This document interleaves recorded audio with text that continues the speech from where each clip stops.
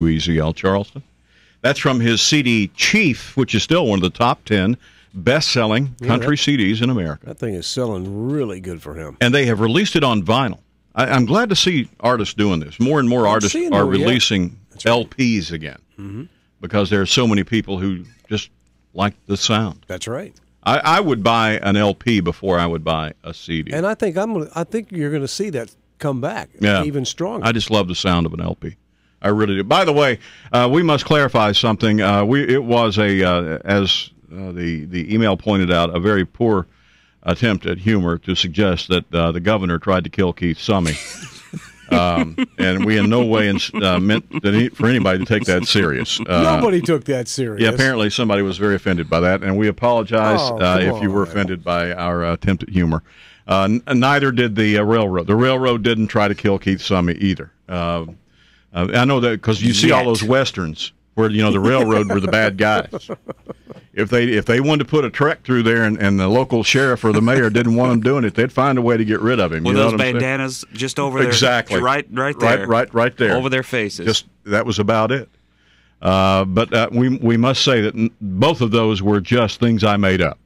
I don't want anybody to get going. For real? Yeah, for real. Oh, wow. Keith Summey is not the only person that's ever been in danger on North Rhett. No, probably not. But he and his wife were just driving around. They were hauling something. He said it was an empty wagon. Yeah. It wasn't like it was loaded down or anything.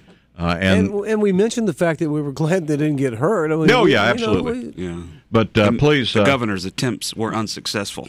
See now. Look, I just trying to get this straightened out, and here you go messing it up again. It's just I can't believe you won't let it go. It's all my fault. It's all your fault. Folly Beach County Park remaining closed today, possibly longer. Officials down there are trying to evaluate the damage from Hurricane Irene when she went by. She did do a lot of damage, erosion on that far end of the beach down there by the washout. Boy, that was. You could just see chunks of the sand just falling into the ocean. It was really cutting it out. But they said they really just don't want to take any chance on anybody getting hurt. Power's still off at the park, and the erosion under the boardwalk. They're going to look at it again today, and they'll decide how soon they're going to open this thing back up.